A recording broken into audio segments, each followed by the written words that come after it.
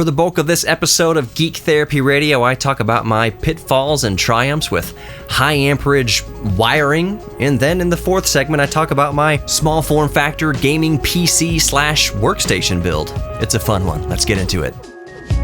Welcome to Geek Therapy Radio. You've got your mental curator, Johnny Hemberger. As I am recording this episode right now, it is unfathomably hot in Houston, Texas, and has been unfathomably hot since June. We actually had a pretty decent spring. You know, we had some cool temperatures. I remember looking at overnight lows like up into May, you know, kind of in the 60s and even upper 50s, maybe the beginning of May. But then once we hit June, whoo! I cannot remember it. I like to keep these evergreen, but it's August 3rd as I'm recording this right now. I do not remember a day here in Missouri City, at least here in Houston, Texas, effectively, that's been below 100 degrees since probably mid-June. I went out on my patio in the shade just a few minutes ago, and my temperature reading under there in the shade was 104 degrees. Now, this is one of those thermometers that kind of saves the highest and low temperatures for a given period until you hit the reset button. So I put this thermometer out there on my patio maybe 3 or 4 days ago, tops. What do you think the highest temperature has read on that thermometer? Where do you think it's stuck at right now? Just over the past 3 days in the shade in Missouri City. Over 107 degrees. Fahrenheit. It's like 107.1 degrees Fahrenheit was the highest recorded temperature just over the past 3 or 4 days in the shade here in Missouri City, Texas, in Mo City. Oh, I don't even know the math off the top of my head for the rest of you in the civilized world that uses Celsius to tell temperature. Let me see. Fahrenheit to Celsius calculator. What is 107 degrees Fahrenheit? That is 41.6 repeating degrees Celsius. That it's been in the shade at my house in Missouri City. So it's been very, very hot. El Nino, I believe. El Nino? Is it El Nino or El Nina is in effect right now. And basically it's creating this dome of high pressure over Texas, the central United States, that just won't friggin' move. It's the Harvey of high temperatures. It's the Harvey of a high pressure dome. It is just this dome of hot air that is sitting on top of the central United States, Texas, that's just unrelenting heat. And the opposite of Hurricane Harvey, no rain. Maybe you're lucky. This podcast wasn't supposed to turn into this, but welcome to Geek Therapy Radio. This is what I do around here from time to time. No rain around the city. There's been, if you are so lucky, matter of fact, we're playing kind of rain bingo in the city. Space City Weather, Eric Berger and them over there, Matt Lanza. We're kind of playing rain bingo to where we'll have like a pop-up shower just for a few minutes, late afternoon, like the rush hour on the way home. Oh, Jersey Village is the lucky winner today. You got a 1/4 inch of rain, a sudden downpour in your neighborhood. Congratulations. Matter of fact, I look out of my windows here in Missouri City, which is close to Sugar Land, Texas. I look out my windows kind of in the evening and look at these thunderheads kind of building around. They don't necessarily always turn into thunderheads, but these clouds are building, and you're just like, come on. It's like going to the horse track or something like that. Come on, let's thundercloud, come on. Did I hear thunder? No, it was just somebody bringing in their trash cans. So if you're like me right now, in August 2023 and you live in Houston or anywhere in the central United States and it's just boiling and you're just praying for rain and playing rain bingo with your neighborhood, I feel ya. It is crazy hot. That was a long, about 4-minute roundabout way to tell you that I'm, of course, in my Geek Therapy Radio geek cave, I guess you could call it right here, even though it's upstairs and there's windows. It's not really a cave. But I'm running the air conditioning unit. I have my window air conditioning unit running off of my solar panels. I've got a 780 watt array kind of hinged on my fence the south-facing fence. It works out beautifully. Running my air conditioner right now because I have to. I cannot turn it off for this recording because it simply will get too hot in this room that I could not bear it. It would be unsafe. The only accommodation I did make for this for recording this show today is that I set it to 80 degrees Fahrenheit. I usually keep it about 78 degrees Fahrenheit, but I upped it to 80 degrees to kind of keep the unit a little quieter. It's an inverter unit, meaning the compressor ramps up gradually. It only pulls as much electricity as it needs to keep the room where you set it. So for instance, right now, to keep the room at 80 degrees, the compressor's pulling about 200 watts from my DC, my 12 volt inverter that I have connected to my lithium iron phosphate battery, 200 amp hour deep cycle battery. Just 200 watts to keep the room quite comfortable. I mean, it's set to 80 degrees, but where I'm sitting is definitely below 80 degrees, and I'm just pulling a measly 200 watts or so, if that, to stay comfortable. But it is running back there, and it is running off my little DIY solar panel array, which is a good segue into what I actually wanted to talk about this segment. Doesn't matter, solar panels, or you're working on your car, electric car, lead acid battery, internal combustion car, it doesn't matter. If you're wiring anything up, especially things running at high amperage, regardless of voltage, high voltage, low voltage, whatever, high amperage, high wattage, whenever you're doing conversions and these things and that, I cannot stress enough, and I know a lot of you electricians already know this, the critical importance of having good, solid wiring connections. Good gauge wire, as thick of a gauge as you can use, as short of a run as you can use, at the thickest gauge you can use, and making good, solid contact between terminals and connection points. And good quality wire. Here's kind of a warning. When you look up on Amazon or eBay, or even go to Harbor Freight or any hardware store for that matter, auto parts store, doesn't matter, make sure that if you're trying to do something other than just kind of running some speakers in your car, make sure you're getting good quality copper wire, not like a tin core outer layer sheath of copper wires, but the majority of it is tin wire. You don't want that. That's bad news bears. And I'll kind of explain why I'm so butthurt about this. Getting into the end of the segment here. More Geek Therapy Radio coming up. I'll tell you why I'm on this wiring kick here in a second. Don't go anywhere. More Geek Therapy Radio coming up.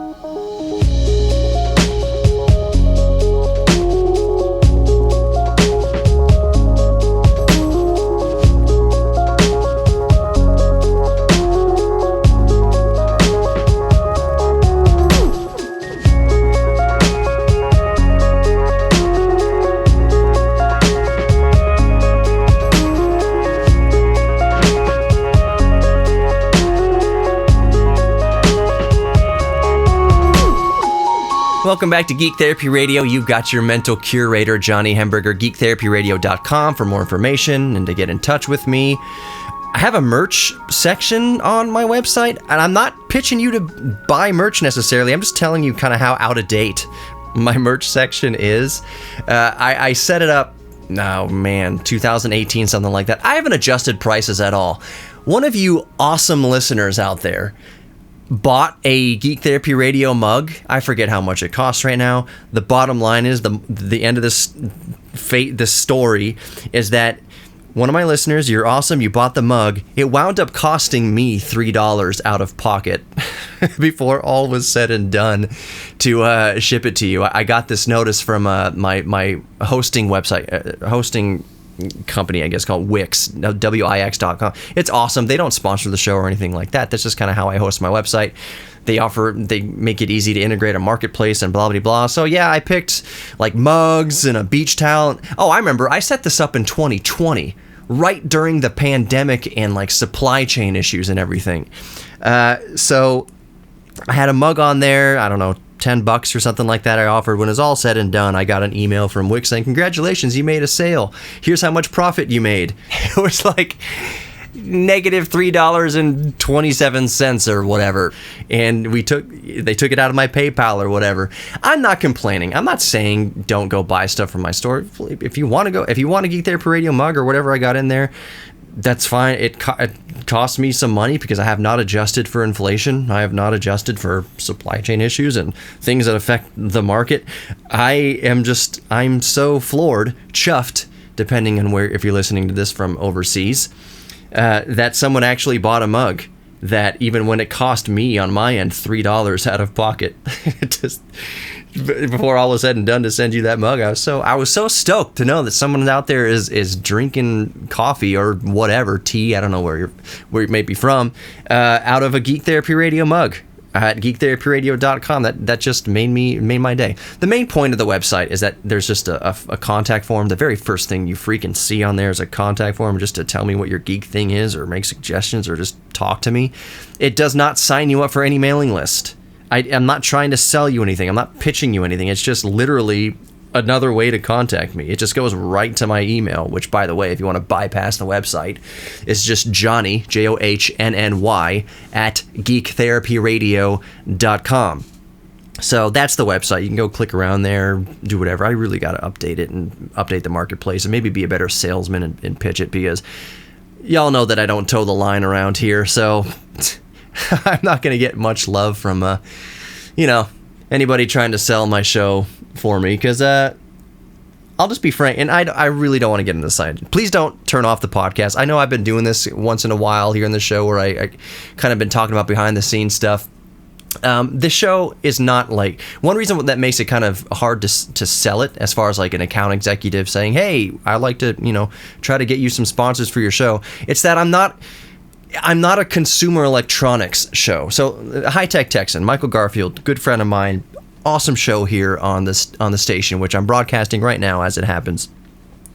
Consumer electronics, making recommendations of what he likes and what to look out for and pitfalls and whatever of, the new smartphones or new Galaxy Tab S9 Ultra tablets that are coming out, or a new TV, a 4K TV, whatever. It's kind of consumer electronics based show. And mine's not, because I would say something like, this 4K TV sucks.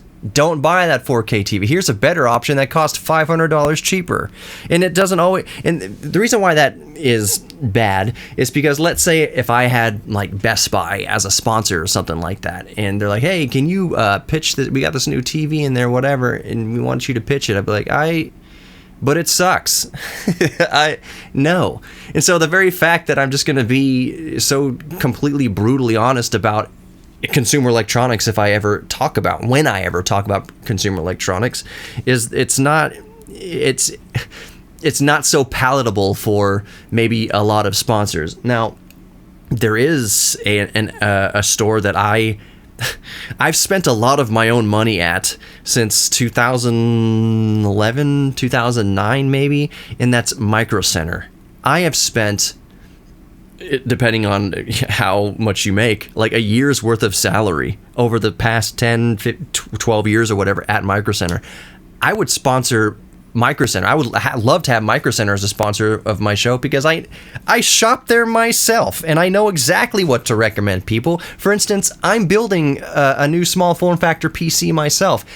I'm getting parts from Micro Center. They do not sponsor the show. Micro Center, as of me speaking right now, does not sponsor Geek Therapy Radio, but you should still go to Micro Center versus Best Buy for computer stuff.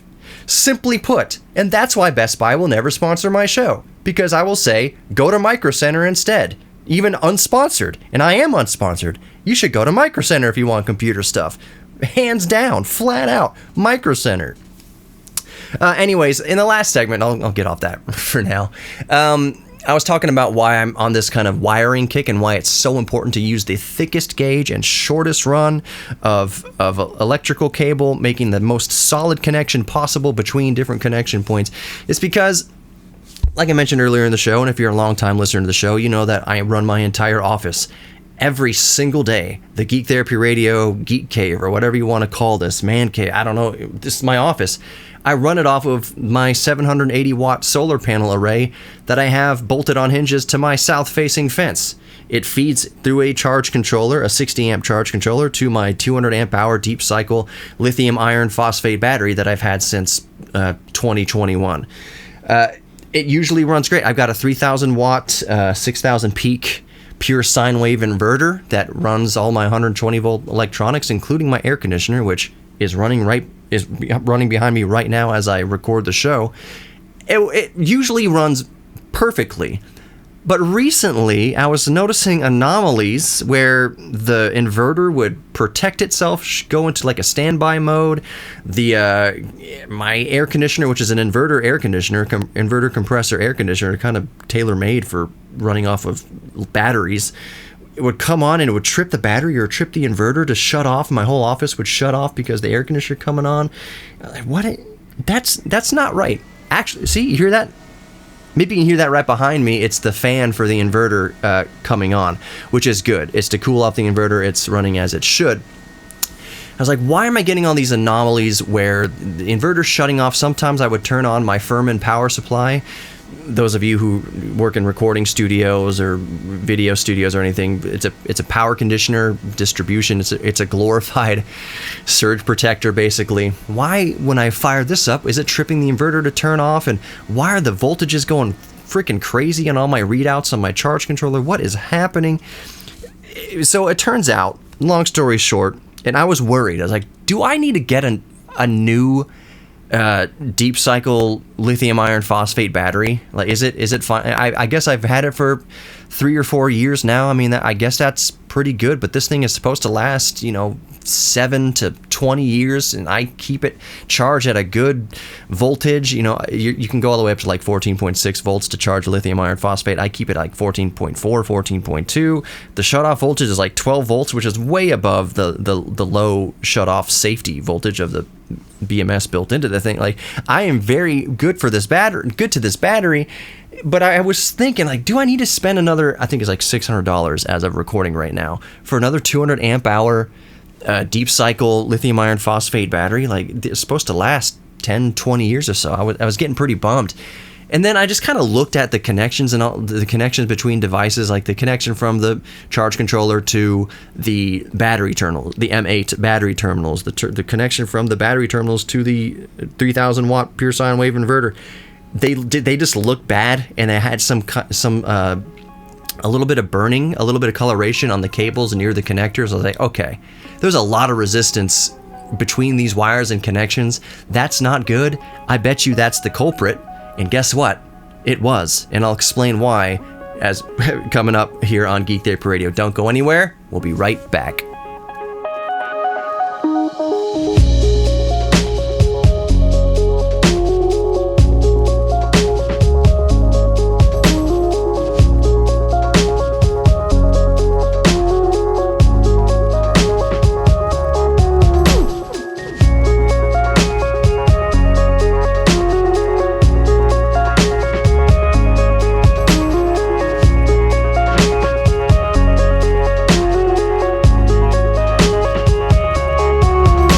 Welcome back to Geek Therapy Radio. You've got your mental curator, Johnny Hemberger. I am on this wiring kick. Not necessarily wiring up speakers or wiring up Arduino boards or breadboards or capacitors and circuits and resistors and diodes. Not like DIY kind of small, low voltage tinkering type of wiring, even though it's still just as important in that as well. I'm talking kind of more high load wiring, so going from a deep cycle battery, whether it's lead acid or lithium or whatever have you, to an inverter, like a 2000 watt pure sine wave inverter type of situation, where you're pumping you're dealing with a lot of watts and a lot of amps. It's critical that you have good, solid connection in as thick gauge wires as possible and as short a run of wires as possible when you're dealing with amperages of that nature. So in segment 2, I kind of went over kind of these anomalies that was happening in my setup. And just a very quick recap, I've got about 800 watts of DIY solar panels connected to my south-facing fence, running through my 60 amp charge controller into my 200 amp hour deep cycle lithium iron phosphate battery. From the 200 amp hour lithium iron phosphate battery to a 3000 watt, 6000 watt peak pure sine wave inverter, and that's how I'm running everything that's recording my show right now. My laptop, my microphone preamp, tube microphone preamp, by the way. Tubes pull a lot of volts. My big giant 4K, 48-inch or 42-inch monitor that I use here. My air conditioner running behind me. All the stuff that I have just kind of hooked up, and lights and things charging. It's all running off of that 3000 watt inverter, pulling electricity from that 200 amp hour lithium iron phosphate battery, being fed by the charge controller that is taking input from my 780 watt solar panels. That's a lot of that's a lot of amperage and wattage being tossed around, and wiring and connections are important. The anomalies I was facing, I have since upgraded the wiring all around to pure copper. I made darn sure that my very thick gauged wiring between the battery and the inverter is, I want to say it's 4 AWG. I want to say that sounds about right. That's very thick, pure copper, not the cheapest cables in the world. It wasn't too expensive. It was like $35 for a pair of 5-foot positive and negative cables, which positive and negative cables doesn't mean jack squat. It's just the shielding, the rubber around the wire. A cable doesn't inherently carry negative or positive charge. It just depends how you hook it up. Anyways, it's very thick, very solid M8 connectors between the inverter and the battery.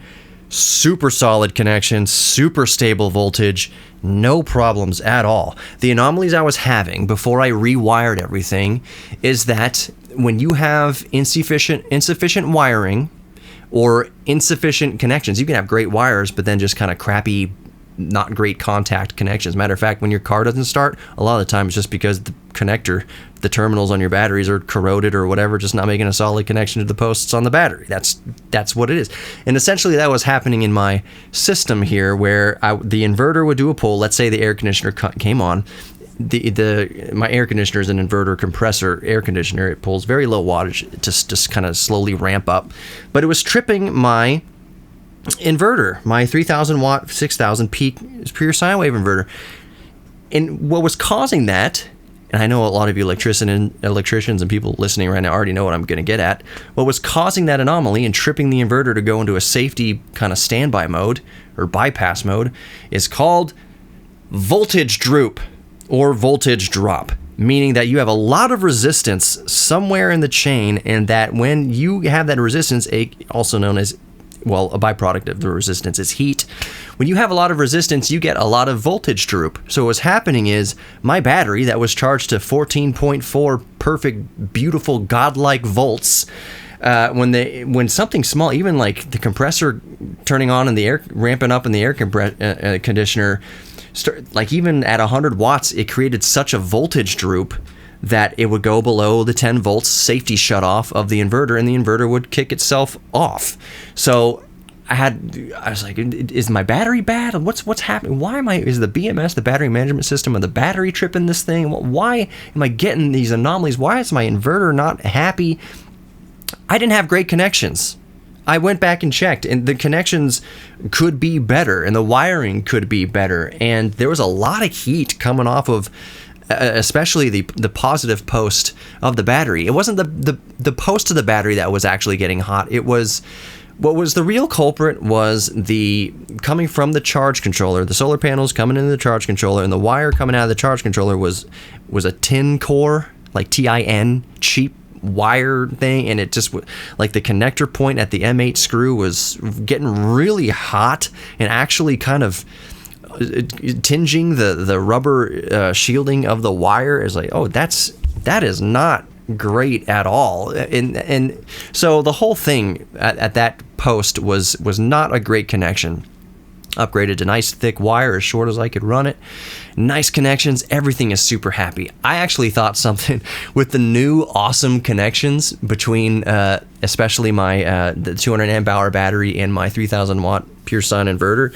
The connection was so good that I'm looking at my charge controller and the voltage, of the battery, and under like 1,000 watt load, it's still sitting there at like 13.2 volts. I'm like, that actually seems a little high. I'm not used to seeing it under 1,000 watt or 1,200 watt load at a full charge sitting at like 13.2 volts. That seems suspiciously high, actually. It should be like, I was used to seeing like 12.6, like 12.5. That was the voltage droop. That 12.6, 12.5 was a result of that voltage droop going through the crappy connections and crappy wires. Now that I have pure copper wires, short, fatty gauge copper wires running between everything, I'm getting very, very minimal voltage droop. So under a huge system load for my small system of 1,000, 1,200 watts or whatever, seeing the battery sitting there at above 13 volts under full load is awesome. There's nothing wrong with that at all. That just means I got my connections and my wiring gauges and pure copper wiring, everything's like legit. And under that 1,200 watt load, you put your finger, you can comfortably rest your hand on top of that positive connection.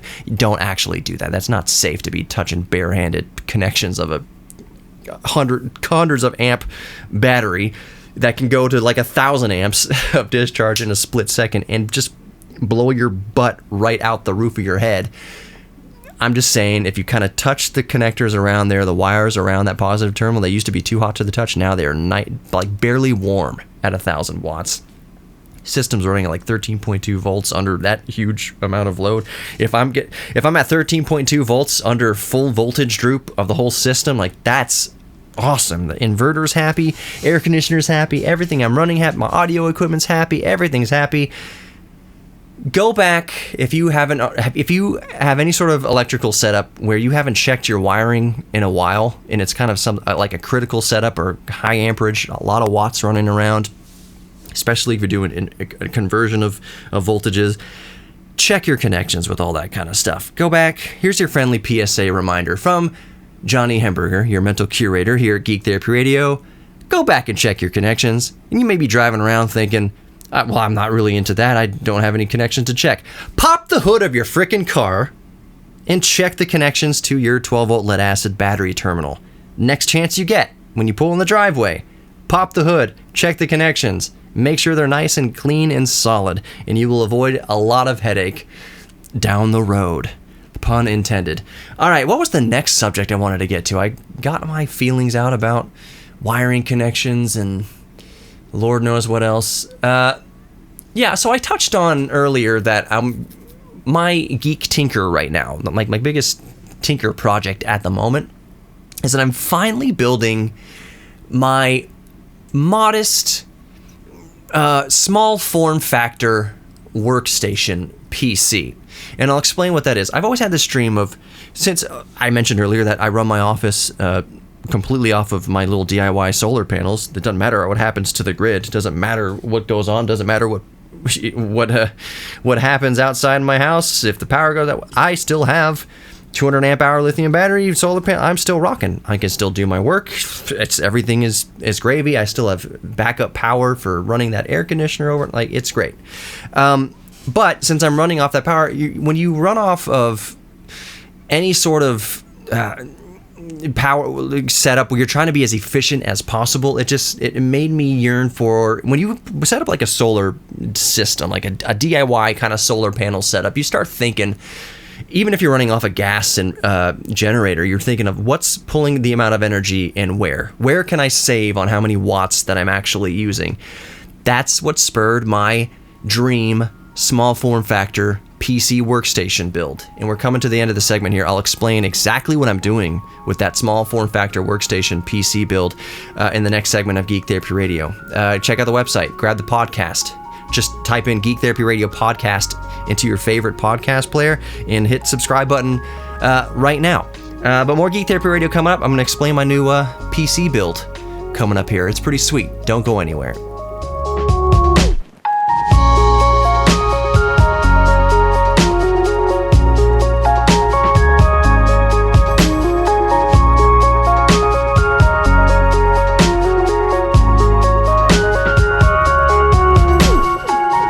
Welcome back to Geek Therapy Radio. I'm actually excited about this segment because this is where I'm really... I mean, I've been geeking out the whole time on the show this week about friggin' wiring connections and high amperage wiring connections and pitfalls and things to look out for, and the PSA that you should check your wiring if you have any wiring that you haven't checked in a while. Geeking out about all sorts of stuff here.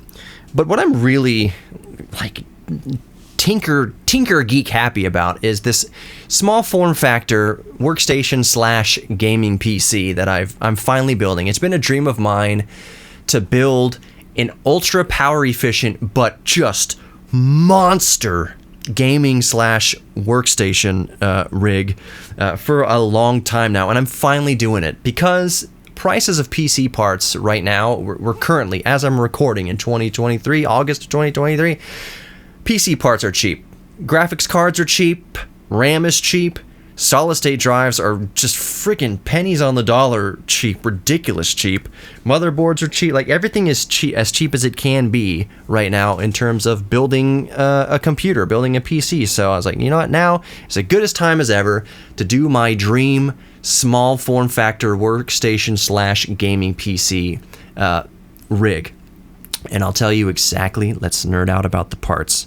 So first and foremost, the case that I have, and I've had it for a long time, is the Silverstone ML06-E small form factor case with a 300 watt SFX power supply in there. The motherboard is an AsRock B550M ITX board with dual channel DDR4 memory, of course. So it's a mini ITX form factor that's fits into my small form factor mini ITX Silverstone case. Now the bits and pieces that was the cheapest mini ITX motherboard I could find. That AsRock B550M mini ITX has all the features that I need. I think it was like 100. What was it? $80? $90? It was under $100. No. It was $130 actually. Since it was mini ITX is going to be typically a little more expensive than MATX or just a full-on ATX. Actually, full-on ATX might be a little more expensive. The cheapest motherboards, the most inexpensive motherboards are going to be MATX, stands for micro ATX. The more expensive ones are going to be the micro ATX, which I'm using in this form factor, and then full-size ATX, and there's other kind of various different kind of size motherboards. What I'm using in my small form factor build is an AsRock B550M Mini ITX. Cost like $130. What about the processor, Johnny? The processor, I was tinkering with the processor. I was looking on Amazon and Micro Center, which processor? And first I landed on, and I actually put in my cart and purchased, the AMD 5700X, which is an 8-core processor, and 8-core 16-thread processor from AMD, and you might be still on the AM4 chipset, which is what my motherboard is. You might be wondering, Johnny, 5700X, why not the 5800X? Because, remember, I'm trying to build a small but power-efficient monster rig here, and the 5800X is a 105 TDP 105 watt TDP chip. In the 5700X, both 8 cores, both 16 threads, 5700X is a 65 watt TDP chip. So I was looking for a 65 watt TDP chip. So I put 5700X in the cart, feeling pretty happy with myself. And then I remembered, wait a second, AMD made the 5900, which the 5900X is what you can buy like at Micro Center and Amazon. The 5900 was only available in OEM builds. The 5900, the AMD Ryzen 9 5900, is the 65 watt TDP version of the 5900X, which is the 105 watt TDP version. Both are overclockable, by the way. You can overclock the 5900 just like you can overclock the 5900X, depending on their motherboards and da-da-da-da-da. So I said, okay, let me just go peruse eBay here, because you can't just buy a 5900. You can't buy a Ryzen 5900 because it only comes in pre-built OEM systems. But I cruised eBay, and I was like, surely there may be some of them floating around eBay that have come out of OEM systems. Sure enough, yep. For about the same, no, it was like $100 more, maybe a little less than $100 more than the 5700X. I found a 5900, AMD Ryzen 9 5900 for like, out the door shipping and everything like $270, which is not bad. 5900 is 12 cores, 24 threads.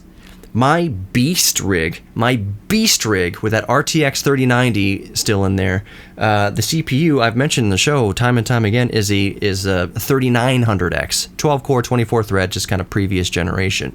105 watt TDP chip. That thing pulls 150 watts easily overclocked and running at full load, if not more. It's not a super efficient chip.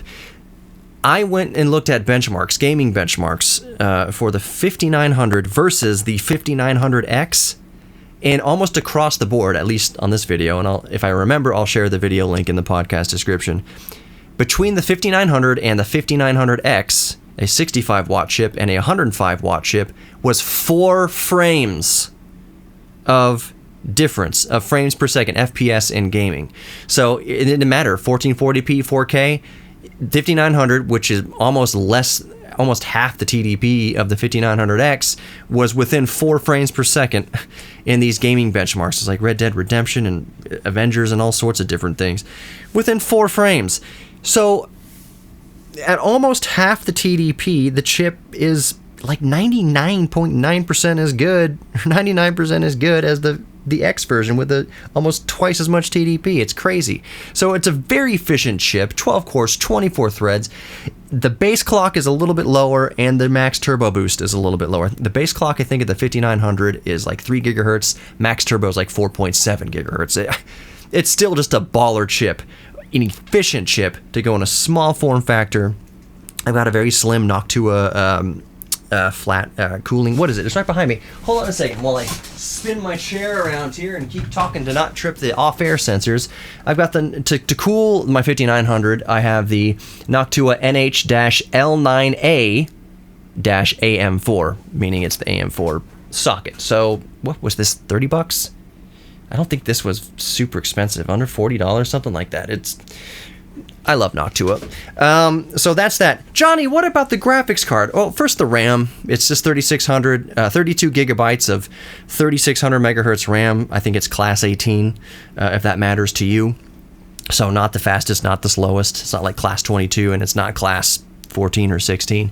Just kind of middle of the road. I think that was like $37 for 32 gigs of DDR4 3600 megahertz class 18 RAM. The GPU is, I think I've talked about it on the show previously in the past couple weeks or times I've been on.